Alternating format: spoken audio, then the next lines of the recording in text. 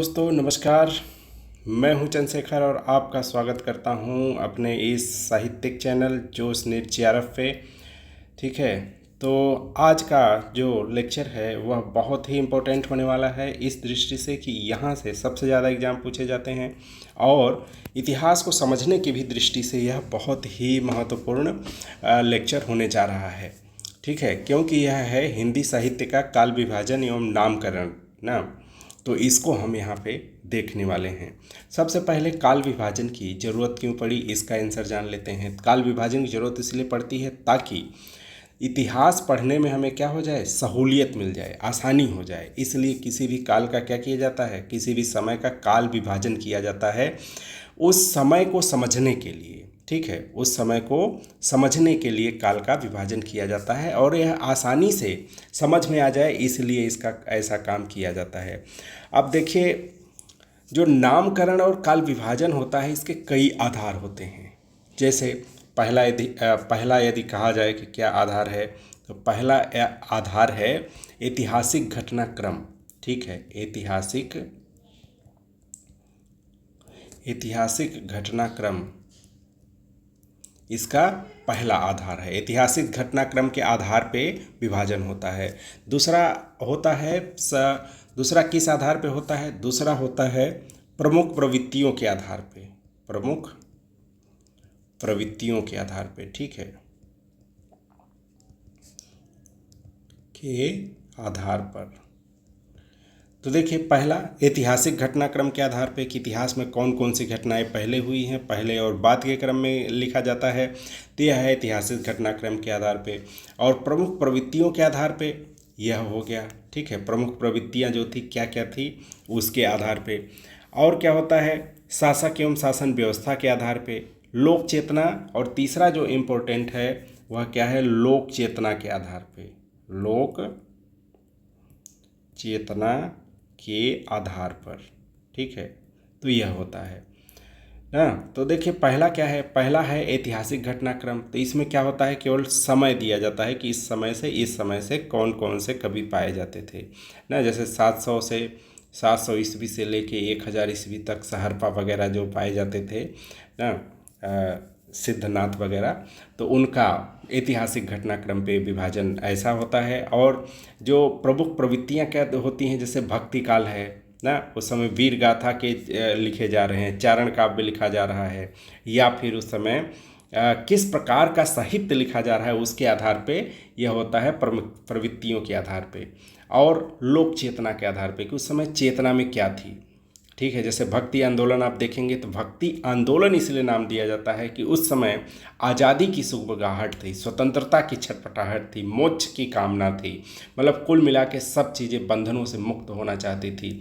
तो उस समय की प्रवृत्तियां कैसी होंगी उसको चेतना के आधार पर बांटा जाएगा। ठीक है, तो यह तीन बड़े होते हैं विभाजन के कारण। और भी गौण विभाजन होते हैं शासक और शासन व्यवस्था के आधार पे। ठीक है, और प्रमुख साहित्यकार के आधार पे कि साहित्यकारों का एकदम श्रेणी क्रम दिया जाता रहे। जैसे कि मिश्र बंधुओं ने देने का प्रयास किया था, या फिर जो गारदा दत्ताशी, या ठीक है यह गारदा दत्ताशी ने किया था। ठीक है, कालाक्रम मतलब ऊपर से नीचे तक सारे कवियों का अल्फ़ाबेटिकल क्रम में गारदा दत्ताशी ने दे दिया था नाम। तो यह सब जो होता है इस टाइप के इतिहास लिखे जाते हैं। ऐतिहासिक घटनाक्रम तो हर जगह आपको देखने को मिलेगा। और क्यों इसका किया जाता है यह भी क्वेश्चन पूछ सकता है। तो क्यों किया जाता है काल का विभाजन? क्योंकि इसको हमें सरल तरीके से, आसान तरीके से इतिहास को समझा जा सके उस समय की प्रमुख बिंदुओं के आधार पे, इसलिए क्या किया जाता है। ठीक है, मतलब नामकरण और विभाजन किया जाता है ताकि हम संक्षिप्त रूप से समझ सकें। तो आगे चलते हैं। आगे है हमारा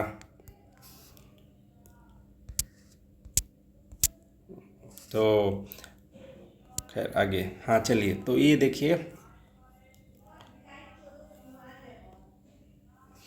हाँ तो पहला देखिए काल विभाजन कहाँ से शुरू होता है ना। काल विभाजन कहाँ से शुरू होता है, हिंदी काल विभाजन और नामकरण। तो पहला देखिए प्रयास कौन करते हैं, जॉर्ज ग्रियर्सन करते हैं, काल विभाजन करते हैं। इनके में भी काल विभाजन जो समय और जो मतलब ऐतिहासिक घटनाक्रम और दूसरा प्रवृत्ति भी इन्होंने थोड़ा बहुत ठीक है, प्रवृत्ति को भी जगह दी थी। तो देखते हैं जॉर्ज ग्रियर्सन का। तो पहला इन्होंने कितने भागों में विभाजित किया था इतिहास को? पूरे 11 भागों में विभाजित किया है। ठीक है, तो पहला क्या है? चारण काल, 700 से 1300 ईस्वी तक। फिर चारण काल दूसरा, 15वीं शती का धार्मिक पुनर्जागरण।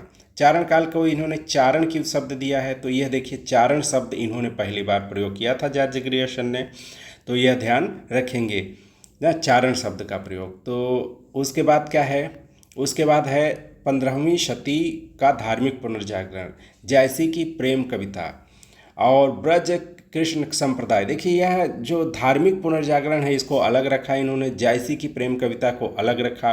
तो यह लेखकों के ही आधार पे भी इन्होंने लिखने की कोशिश की है। चौथा, ब्रज का कृष्ण संप्रदाय, मुगल दरबार, तुलसीदास, रीति काव्य, तुलसी की अन्य परिवर्ती प्रवृत्ति जो लेखक हुए। उसके बाद का 18वीं शताब्दी, कंपनी शासन में हिंदुस्तान।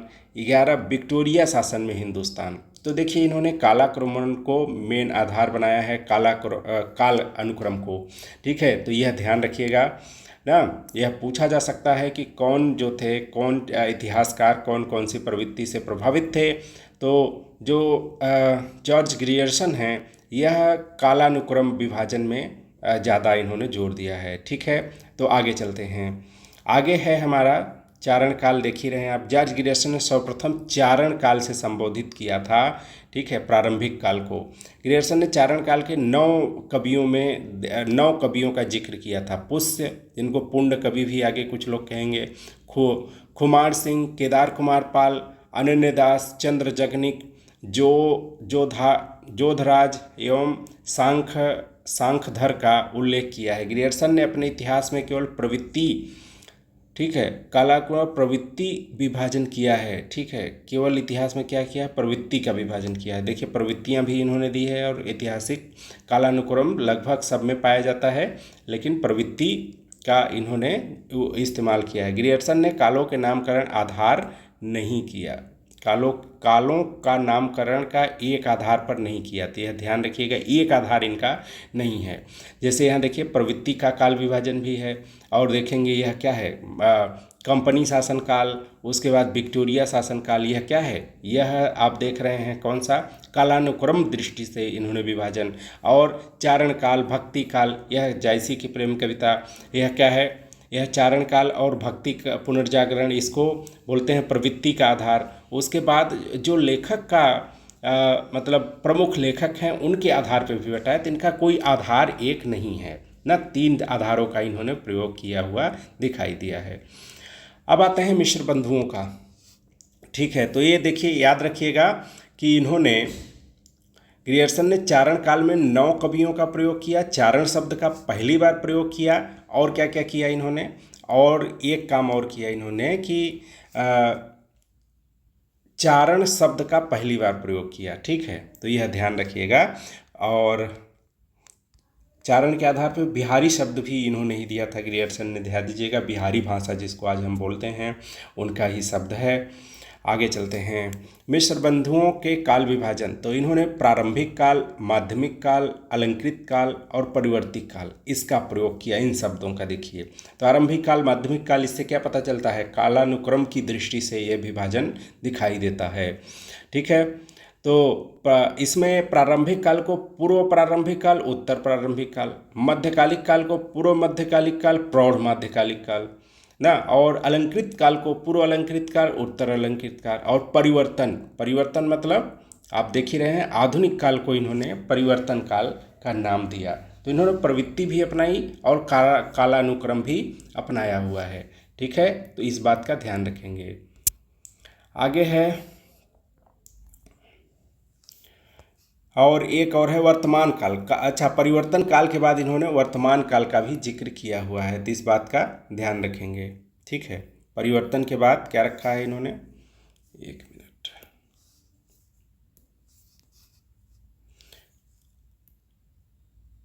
ठीक है, तो परिवर्तन काल यह है, परिवर्तन काल का इन्होंने जिक्र किया हुआ है। आचार्य शुक्ल का काल विभाजन। अब देखिए यह जो आचार्य शुक्ल जो हैं, इन्होंने इतिहास लेखन में क्रांतिकारी परिवर्तन किया। कैसा परिवर्तन? क्रांतिकारी। क्रांतिकारी क्यों था? क्रांतिकारी परिवर्तन था इनका, क्योंकि इन्होंने प्रवृत्ति निर्धारित कर दी।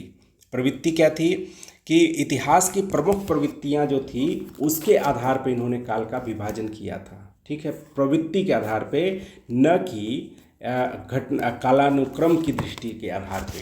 ठीक है, तो प्रवृत्ति के आधार पे इन्होंने काल का विभाजन किया था। ठीक है, यह ध्यान रखिएगा, प्रवृत्ति के आधार पर।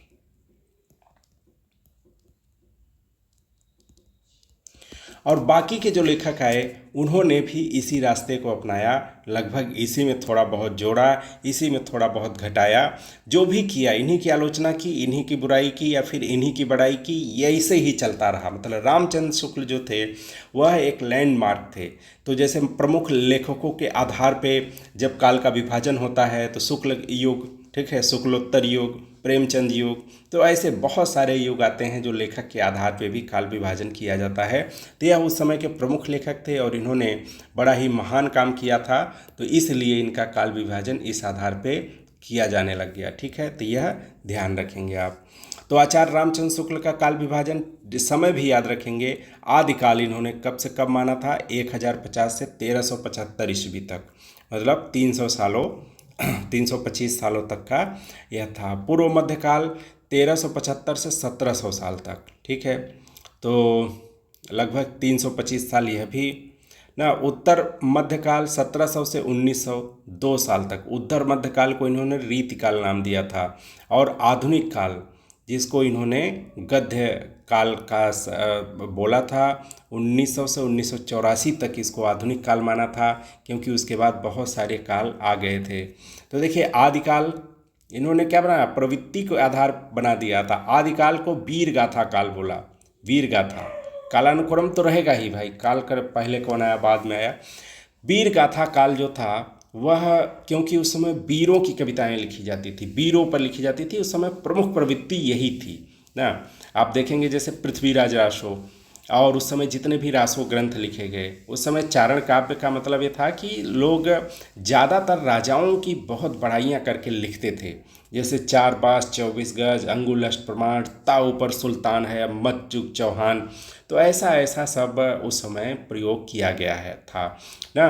कि जैसे इतिहास में देखेंगे आप तो कुछ और कहानी कही जा रही है, और पृथ्वीराज रासों में पढ़ेंगे तो पृथ्वीराज ने ही मोहम्मद गोरी को क्या मारा? तीर से मारा, शब्दवेधी बाण से मारा, और वह मर गया। वह भी उसकी मतलब आँख अंधी है। और फिर क्या किया है उसने? तलवार, मतलब वह बहुत सारे शिल्ड के बीच में बैठा हुआ है, और इन्होंने क्या किया? एक तीर लिया और तीर मारा, और 7 लोहे के जो क्या नाम है परत थे उसको काटता हुआ तीर गया और मोहम्मद गोरी को लग गया। तो देखिए यह क्या है?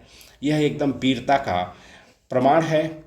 ठीक है, और उसके बाद क्या हुआ? उसके बाद होता है कि चंद्रबरदाई और पृथ्वीराज एक दूसरे का कत्ल कर लेते हैं, दोनों एक दूसरे को खंजर भोंक के मार डालते हैं ना। तो फिर लिखा किसने? थोड़ा सा भी दिमाग लगाया जा सकता है। लोग कहते हैं उन्होंने सौंप के चले गए थे अपने बच्चों को लिखने के लिए। खैर, यह सब घटनाएं हैं, तो उन पे इसलिए इसको काल को क्या कहा? वीर गाथा काल कहा। उसके बाद पूर्व मध्यकाल को भक्ति काल की संज्ञा दी, क्योंकि उस समय देखेंगे भक्त कवि जो हुए थे, बहुत सारे भक्त कवि आप देखिए, तुलसीदास, मीरादास, सूरदास, कबीरदास, जितने भी दास हैं, रैदास। तो उस समय भक्ति काल की बहुत बड़ी प्रधानता थी, और वह 1375 के में। और उत्तर मध्यकाल में क्या था? रीतिकाल आया। रीतिकाल का मतलब ये होता है कि एक ही रीति में बंध के एक ही टाइप की कविताएं आने लगी ना। नक्सिक वर्णन, नायिका का हर के आदमी क्या कर रहा है? नक्सिक वर्णन कर रहा है। रीति का मतलब क्या होता है? एक परंपरा।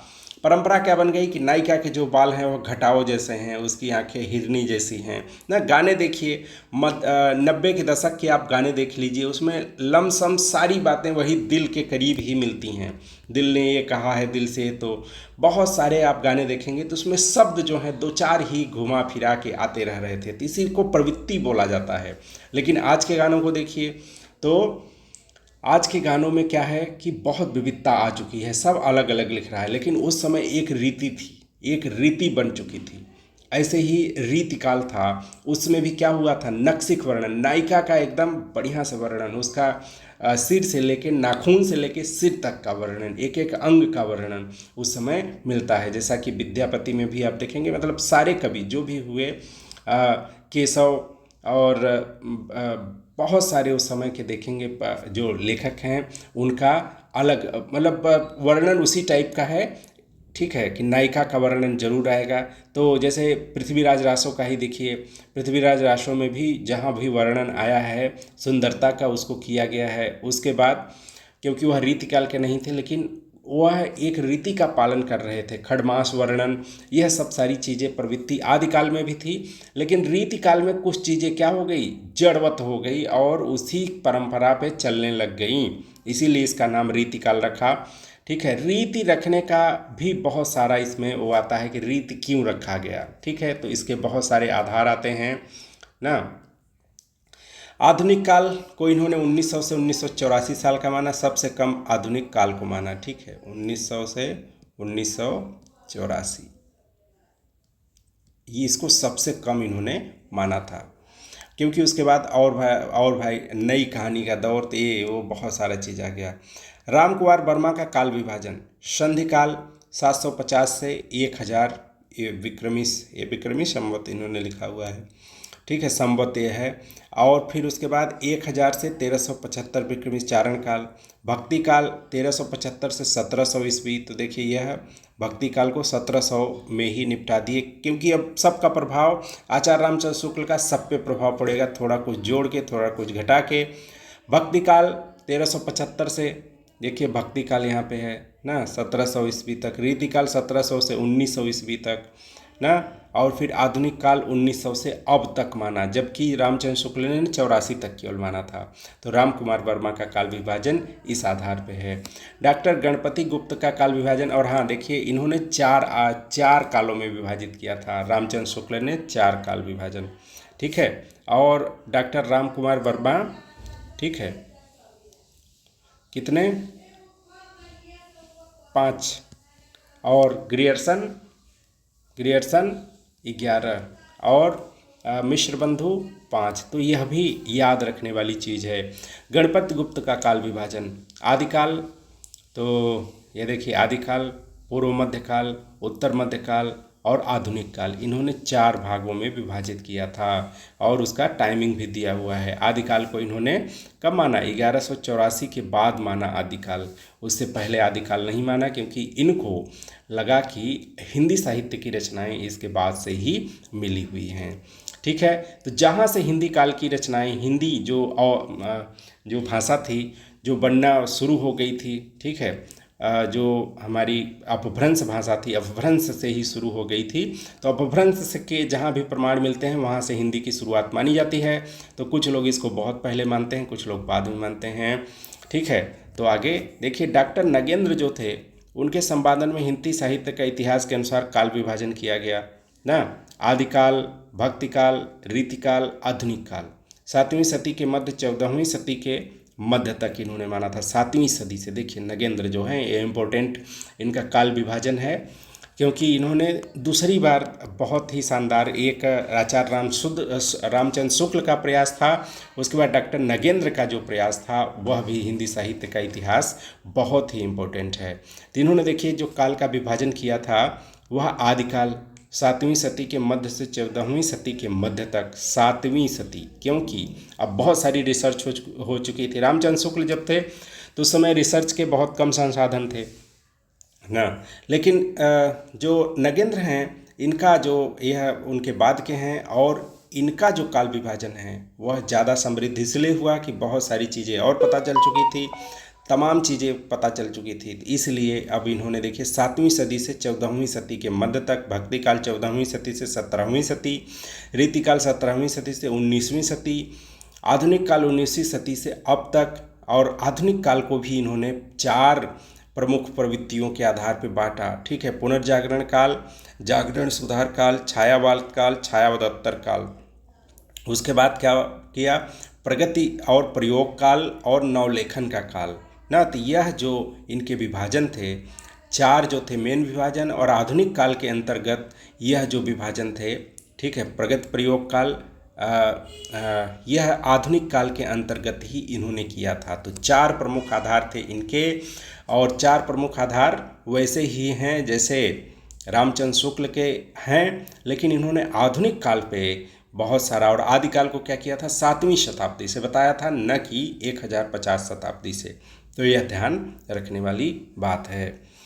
प्रगति प्रयोग का काल और नवलेखन का काल, तो यह सारा है। बच्चन सिंह का काल विभाजन तो 4 आधार पे है, देखिए अपभ्रंश काल, भक्ति काल, रीति काल और आधुनिक काल। तो इन्होंने 4 आधार इन्होंने भी माना था। ठीक है, तो बच्चन सिंह हो गए। तो अब देखते हैं आगे।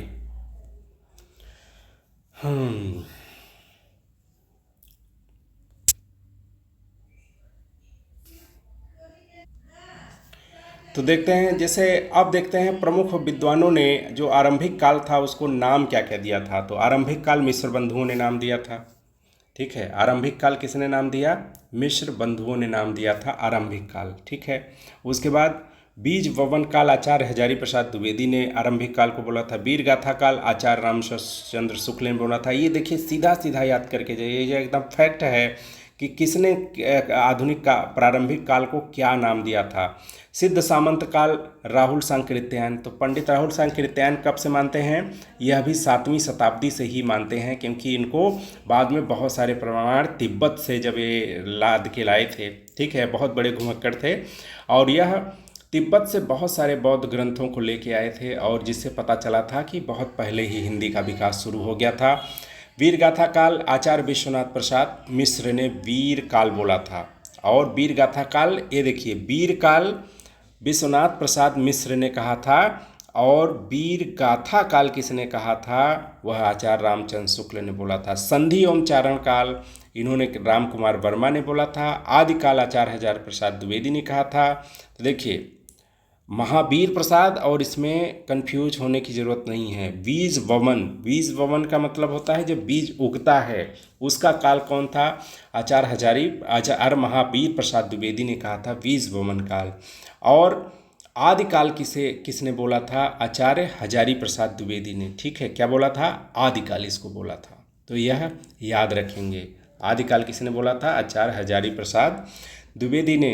आधार काल सुमन राजे ने बोला था। तो यह सब अलग अलग आधार हैं, इसमें कंफ्यूज कहाँ कहाँ हो सकते हैं आप? कंफ्यूज होने के कुछ ही चांस हैं, जैसे कि एक है बीज वमन काल। तो बीज वमन याद रखिएगा, महावीर। ठीक है, जो वीर होता है वह क्या करता है? बीज उगाता है। और आचार्य हजारी प्रसाद द्विवेदी क्या हैं? तो उन्होंने आदिकाल नाम दिया था। ठीक है, आचार्य दोनों हैं और द्विवेदी दोनों हैं, तो इसीलिए कन्फ्यूजन होता है। ठीक है, हजार आदिकाल का मतलब 1000 साल पहले था, तो हजारी से ऐसे याद रखिएगा आदिकाल। और वीर गाथा काल, वीर गाथा, गाथा कौन गाता है? तो शुक्ल जी गाथा गाते हैं ना। और वीर काल विश्वनाथ प्रसाद ने कहा वीर काल, विश्व में बहुत सारे वीर होते हैं। तो यह इस तरीके से याद रखने वाली बात है, याद रखना है। रीतिकाल का नामकरण देखिए किसने किया था? तो जॉर्ज ग्रेसन ने रीति काव्य बोला था इसको। ठीक है, और अलंकृत काल, एक चीज़ तो रही गया ना, आदिकाल को चारण काल ग्रियर्सन ने बोला था, यह ध्यान रखिएगा, आदिकाल को चारण काल। और रीति काव्य जॉर्ज ग्रियर्सन ने बोला था। अलंकृत काल मिश्र बंधु ने बोला था। रीतिकाल किसने बोला था ना? रीतिकाल कहा था आचार्य रामचंद्र शुक्ल ने, रीतिकाल बोला था पहली बार। रीति काव्य जॉर्ज ग्रियर्सन ने, और रीतिकाल आचार्य रामचंद्र शुक्ल ने। श्रृंगार काल आचार्य विश्वनाथ प्रसाद ने। कला काल रमाकांत शुक्ल ने। तो यह अलग अलग नाम हैं। यह याद रखने से फ़ायदा क्या होगा? हम एलिमिनेट भी कर सकते हैं। ठीक है, डॉक्टर उदयनारायण तिवारी, डॉक्टर गोविंद त्रिगुणायत और डॉक्टर महेंद्र नाथ दुबे द्वारा भाषा की दृष्टि से किया गया काल विभाजन। पृष्ठभूमि काल क्या था? अवहट्ट। उन्मेष काल ब्रज भाषा बोली, पुरानी ब्रजी, कौरवी, खड़ी बोली, यह सब था।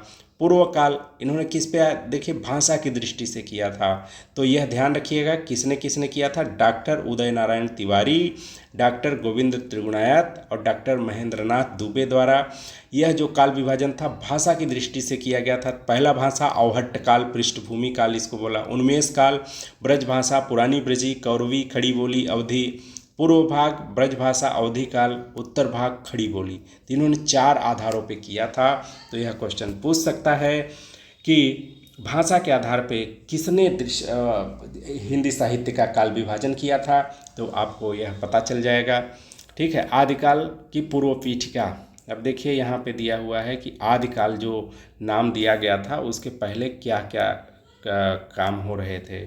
देखिए, आचार्य राम शुक्ला वर्णित आदिकाल के संदर्भ में प्रमुख कथन। तो यह कथन भी सीधे सीधे पूछ लिए जाते हैं, इसलिए ध्यान देना है।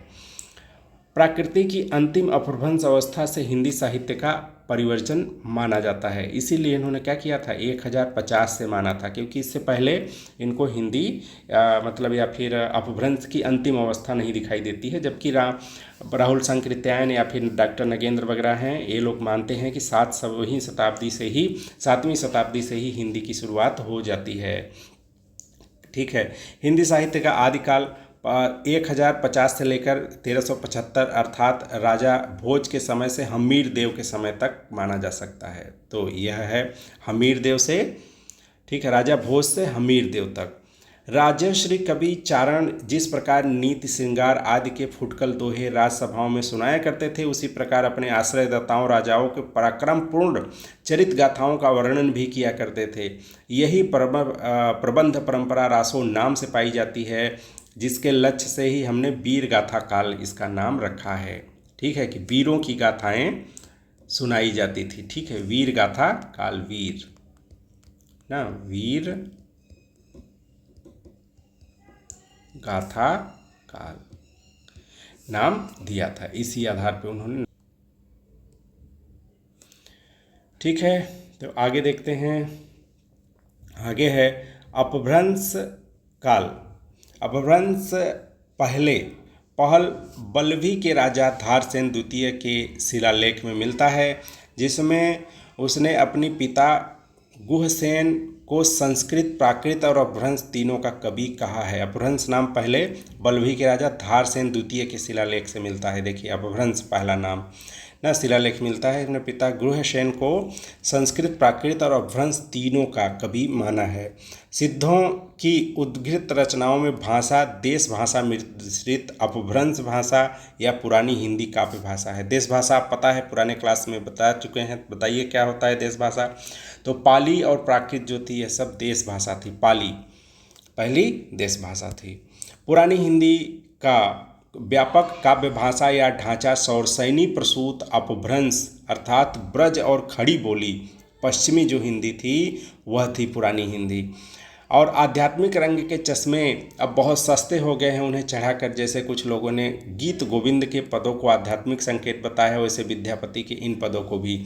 तो यह बहुत ही प्रसिद्ध लाइन है। यह कही गई थी किसके बारे में, ठीक है, जब लोग राधा और कृष्ण के प्रेम पे बहुत सारी श्रृंगारिक कविताएं लिख रहे थे और उसको भक्ति काल का बता रहे थे। ठीक है, उसको आध्यात्मिक अर्थ दे रहे थे ना। जैसे एक मैं कहानी बताऊं आपको कि एक बार क्या हुआ कि कहा गया कि हम लोग एक नाटक करने वाले थे। तो नाटक तैयारी किस प्रकार से कर रहे थे कि एक बाबा रहेगा और उसके बहुत सारे शिष्य रहेंगे। तो बाबा विक्षिप्त रहता है, पागल को उठा लिया जाता है क्योंकि गुरु मिल नहीं रहा होता है आदर्श। और तो एक पागल को उठा लिया जाता है, पागल को मंच पे बैठा दिया जाता है और उसके सामने एक बाल्टी रखी होती है। पागल लात मार देता है, ठीक है, तो बाल्टी गिर जाती है। तो अब इसका जो व्याख्याकार था उसने बड़ा ही सुंदर व्याख्या किया कि वाह वाह वाह, क्या संदेश दिया है भक्तों, आपको बहुत बड़ा संदेश महागुरुदेव ने दिया है कि यह संसार भी इसी जैसे पानी इन्होंने मार दिया और पानी लढ़क गया, ख़त्म हो गया, वैसे ही ये संसार भी एक दिन फूट जाएगा, सब बह जाएगा, ये एक क्षण में समाप्त हो जाएगा। तो जनता वाह वाह करने लग गई। तो ऐसे ही नाटक था। ठीक है, तो बात यह है कि हर एक चीज़ में आध्यात्मिकता निकाली जा सकती है कि आध्यात्मिकता क्या है। उसके बाद बाबा ने क्या किया कि बगल में गोबर पड़ा हुआ था उसको उठाया और जो पोस्टर पीछे लगा हुआ था उस पर मार दिया था। तो उन्होंने भक्तों ने क्या तुरंत जो उसका व्याख्याकार यानी कि मैं सूत्रधार था तुरंत व्याख्या करने लग गया। मैंने कहा कि वाह क्या गजब का सारगर्भिक संदेश दिया है गुरुदेव ने क्या दिया है गुरुदेव ने संदेश? कहा है कि एक दिन ऐसे ही भाग्य समय जो है हमारे सारे कर्तव्यों पे पानी फेर गोबर फेंक देगा, लीप देगा, ख़त्म कर देगा। इसलिए किसी ज़्यादा चीज़ पे हमें महत्व नहीं देना चाहिए, हमें चैन से जीना चाहिए। किसी भी चीज़ का ज़्यादा महत्व नहीं है। कभी भी गोबर हमारे ऊपर फेंक सकता है, ख़त्म हो सकता है, सारी चीज़ें पुत लिप सकती हैं। ठीक है, तो बात यही है। इसी प्रकार जो रामचंद्र शुक्ल थे वह भी कह रहे थे कि हर एक चीज़ की व्याख्या आध्यात्मिक ढंग से की जा सकती है, इसीलिए आध्यात्मिकता के चश्मे आजकल बहुत सस्ते हो गए हैं, ऐसा इन्होंने कहा था। जब रीतिकालीन जो भक्ति काल में या फिर रीतिकाल में जो कवि थे वह श्री कृष्ण वगैरह का वर्णन, श्री कृष्ण राधा का श्रृंगारिक वर्णन कर रहे थे और उसको भक्ति का नाम दे रहे थे, केशवदास वगैरह। ठीक है, तो इसलिए उन्होंने कहा था। तो आगे देखिए प्रमुख पंक्तियां हैं, जैसे महत्वपूर्ण काव्य पंक्तियां हैं। जो जिण साड़ना भायु सो भई कहियो सारु, जो पाइक सई भाव करी सो सरी पायुक पारु। तो देवसेन श्राव काचार में ये लिखा गया है। सहरपा कवि थे, सहरपा को, ठीक है, सहरपा के बारे में याद रखिएगा कि इनको जो राहुल संकृत्यायन थे, राहुल संकृत्यायन, उन्होंने क्या माना है? पहला हिंदी का कवि सहरपा को माना हुआ है। ठीक है, तो यह ध्यान रखेंगे। यह सब जो लाइनें हैं इसको बार बार पढ़ते रहने से क्या होगा, हमें याद हो जाएंगी। किन की लाइनें हैं सीधे सीधे पूछ लिया जाता है। तो यह क्या है? यह महत्वपूर्ण जो लाइनें आई हुई हैं यह रामचंद्र शुक्ल का जो इतिहास की किताब है उसमें आई हुई हैं, इसलिए इम्पोर्टेंट हैं, इनको हमें जानना होगा।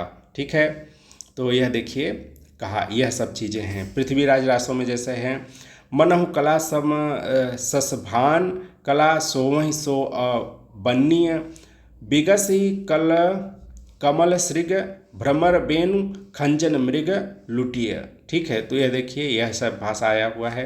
तो भाषा के आधार पर हम पकड़ सकते हैं बहुत सारी, यदि प्रवृत्तियाँ सीख लेंगे भाषा की क्या क्या विशेषताएं हैं, इसको किसी अन्य लेक्चर में हम पूरा करेंगे कि उस काल की भाषा की विशेषताएं क्या क्या हैं। तो उस आधार पर हम लोग पकड़ना जान जाएंगे कि किस काल की रचना है, कम से कम यहाँ तक तो पता ही चल जाएगा। भला हुआ जो मारियाँ, ठीक है, भल्ला, देखिए भल्ला हुआ जो मारियाँ, हेमचंद्र ने बोला है। पिया संगत को निदड़ी, हेमचंद्र। गंगा नाऊंगा माझे बैरे नाई, ठीक है, तो यह डोम्भिया ने कहा है। तो यह सारे कवि थे पुराने, जो आदिकालीन कवि थे, उन लोगों की ये सब रचनाएं हैं। और ऐसा नहीं है कि जो आदिकाल था उसको वीर गाथा काल ही कहा जा सकता है, उसमें बहुत सारे ऐसे कवि हुए थे जो भक्ति काल, भक्ति संबंधित रचनाएं कर रहे थे। और बहुत सारे जैसे विद्यापति हो गए, उन्होंने भक्ति कालीन जो रचित काव्य है उसके पहले केशवदास वगैरह ने शुरुआत कर दी थी। तो यह सब ध्यान रखने की बात है। ठीक है,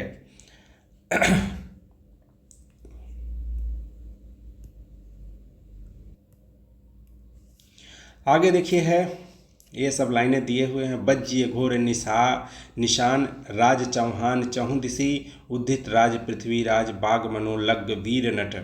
तो यह सब जगनिक का देखिए। 12 बरसी लय कुकर जिए और जिए 13 लौ जिए सियार, और 22 18 छत्री जिए आगे जीवन धिक्कार। तो ये जगनिक ने कहा है वीरों को संबोधित करते हुए। ठीक है, कि 12 साल तक केवल कुकुर जीता है और 13 साल तक सियार जीता है, 18 साल तक छत्री जीता है, उसके बाद जो भी जीता है उसका जीवन बेकार है। मतलब इतना मार धाड़ करो कि 18 साल में ख़त्म ही हो जाओ। वीर यही होता है। तो इनके आधार पे यह है। अब देखिए महत्वपूर्ण तथ्य क्या है। प्राकृत भाषा हिंदी का तात्पर्य है प्राकृत की रूढ़ियों से बहुत कुछ बद्ध हिंदी। तो प्राकृत भाषा हिंदी का मतलब क्या है? प्राकृत जो रूढ़ियाँ थी उससे बद्ध हिंदी का जब इस्तेमाल किया जाता है तो उसको प्राकृत बद्ध हिंदी बोला जाता है। कवि विद्यापति ने 2 प्रकार की भाषा का प्रयोग किया है, पुरानी अपभ्रंश का और बोलचाल देसी भाषा का। गाथा को क्या बोला है? गाहा या गाथा कहने से प्रकृति का बोध होता है। दोहा या दुहा कहने से अपभ्रंश या लोक प्रचलित काव्य भाषा का बोध होता है। भरत मुनि ने नाट्य शास्त्र में अपभ्रंश नाम देकर लोक भाषा, देश भाषा भी कहा है। अपभ्रंश या प्राकृत भाषा हिंदी की रचना विक्रमी 7वीं शताब्दी से होने लगी थी। और देखिए यहाँ पे 84 जो सिद्ध हैं उनके नाम दिए गए हैं ना। तो अपभ्रंश को देखिए किसने, भरत मुनि ने क्या बताया था, लोक भाषा का नाम बताया था। ठीक है। अपभ्रंश प्राकृतिक भाषा हिंदी की रचना विक्रम 7वीं शताब्दी होने लग गई थी। तो यह सब है, पुरानी बोलचाल अपभ्रंश की भाषा थी, विद्यापति ने ऐसा लिखा है। 84 सिद्धों के नाम यहाँ पे दिए गए हैं। ठीक है, तो यह 84 सिद्ध थे और इन्होंने तो इसको भी देख लेंगे एक बार। ठीक है, आगे है सिद्धों में सबसे पुराने सिद्ध कौन हैं, तो वह है सरोज वज्र, भी नाम है सरोज वज्र, सरह नाम है उनका। ठीक है। महासुखवाद के प्रवर्तक वज्रयान शाखा में हुआ था। महासुख का अर्थ है आनंद स्वरूप ईश्वर, प्रज्ञा और उपाय के योग, महासुख दशा की प्राप्ति मानी गई है। गोरखनाथ का ग्रंथ मूल रूप से वज्रयान शाखा का ही एक रूप है। ठीक है। ब्रजयानी सिंधों की लीला क्षेत्र भारत की पूर्वी भाग है, पूर्वी भाग में इनकी जो सिद्धों की लीला क्षेत्र है। गोरखनाथ ने अपने ग्रंथ प्रचार में देश के पश्चिमी भागों विशेषकर राजपूताने और पंजाबी में किया था। गोरखनाथ ने अपने ग्रंथ का प्रचार राजपूताना और पंजाब ने किया था। नाथों की संख्या 9 मानी जाती है और इन्हें नवनाथ भी कहते हैं। गोरक्ष सिद्धांत संग्रह इनका निम्न क्रम दिया गया है। गोरक्ष सिद्धांत एक किताब है। ठीक है, उसमें इनका क्रम दिया गया है। नागार्जुन हुए, फिर जड़ भरत हुए, हरिश्चंद्र, सत्यनाथ, भीमनाथ, गोरक्षनाथ, चरपट, जलंधर और मलयार्जुन। तो यह 9 जो थे, 9 कौन हुए, इनको नाथ बोला जाता है। अब देखिए अपभ्रंश साहित्य है। अपभ्रंश साहित्य डॉक्टर राव कुमार वर्मा ने भाषा के प्रथम कवि स्वयंभू को माना था। ठीक है, किसको माना था, स्वयंभू को माना था। राहुल संकीर्त्यायन ने शहरपा को माना था। स्वयंभू 8वीं सदी के आसपास विद्यमान थे। स्वयंभू की जैन परंपरा से प्रचलित हैं। देखिए स्वयंभू कहाँ से हैं, जैन परंपरा से। स्वयंभू के 3 ग्रंथ बताए गए हैं, पौमचर्य, ऋट्ठनेमिचर्य तथा स्वयंभू छंद। स्वयंभू को अपभ्रंश भाषा का वाल्मीकि या व्यास भी कहा जाता है। अपभ्रंश भाषा का वाल्मीकि बोला जाता है इनको। ठीक है, तो स्वयंभू को क्या बोला जाता है, देसी भाषा का, ठीक है, वाल्मीकि। आगे देखते हैं, स्वयंभू को पौमचर्यों को उनके पुत्र त्रिभुवन ने पूरा किया था। पौमचर्य में रामचरित्र का विस्तृत वर्णन है, तो राम का यह ग्रंथ था पौमचर्य। शिव सिंह सेंगर ने अपने ग्रंथ शिव सिंह सरोज में किसी पुरानी जनश्रुति के आधार पर 7वीं सदी में पुष्य या पुंड कवि को पहला कवि माना था। ठीक है, तो देखिए शिव सिंह सेंगर जो हैं उन्होंने पुंड को पहला कवि माना था। आचार्य हजारी प्रसाद द्विवेदी के अनुसार यह पुष्य संभवतः अपभ्रंश प्रसिद्ध पुष्पदंत हैं, जिनका आविर्भाव 9वीं शती में हुआ था। तो शिव सिंह सेंगर ने किसके माना, पुंड या पुष्य कवि को माना था। और राहुल संकीर्त्यायन ने किसे माना था, शहरपा को माना था। ठीक है, सर्वमान्य साधारण है कि पुष्य दंत का आविर्भाव 972 ईस्वी शताब्दी में हुआ था। पुष्पदंत की रचनाएं हैं 63 महापुरुष कुलकार और नयुमचर्य तथा जसहरचर्य। पुष्पदंत के 63 महापुरुष कुलंकार के ही महापुराण नाम से जाना जाता है। महापुराण में 23 महापुरुषों का जीवन चरित वर्णन है। पुष्पदंत अपने चरित काव्यों की चौपाई छंद का प्रयोग किया है। देखिए चौपाई छंद का पहला प्रयोग है। पुष्पदंत ने साहित्य की रचना विशुद्ध धार्मिक भाव से किया है। अपभ्रंश और अवहट्ट में चौपाई 15 मात्राओं का छंद था। पुष्पदंत को हिंदी का भवभूति कहा जाता है। शिव सिंह सेंगर ने पुष्प कवि को भाषा का जड़ भी कहा है। ठीक है, भाषा का जड़। पुष्पदंत ने स्वयं को अभिमान, ठीक है, स्वयंभू को किसने माना था पहला कवि, बताइए। तो पुष्पदंत ने स्वयं को अभिमान, मेरु, काव्य रत्नाकर, कविकुल तिलक आदि उपाधियों से विभूषित किया था। तो देखिए ये अपने आप को विभूषित किए थे बहुत सारे अलंकारों से। हरिसेन ने अपनी धम्ब परीक्षा में अपभ्रंश के 3 कवि माने हैं। हरिसेन ने तो चतुर्मुख, स्वयंभू और पुष्पदंत। स्वयंभू ने चतुर्मुख पद्धति का बंध का प्रवर्तक सर्वश्रेष्ठ कवि माना जाता है। और पद्धति में 16 मात्राएं छांदिक मात्राएं हैं। इन छंद का नाम इस पद्धति पर लिए जाने वाले काव्यों की पद्धति, इसको क्या बोला गया ना, पद्धड़ियाँ बंध कहा गया। तो 16 मात्राएं मात्रिक छंद जो हैं, मतलब यदि ऊपर की लाइन छोड़ो 16 मात्राएं हर एक लाइन में आ रही हैं, ना, जो भी काव्य है। पुष्प पुष्पदंत मान्यखेट के पुष्पदंत मान्यखेट के प्रतापी राजा कर्ण के महात्म्य भीम के सभा कवि थे। ठीक है, तो पुष्पदंत के थे, मान्यखेट के प्रतापी राजा कर्ण के महाअमात्य भीमसेन के सभा कवि थे। धनपाल वाक्यपतिराज मुंज के कवि सभा रत्न थे, जिन्होंने सरस्वती की उपाधि धारण की थी।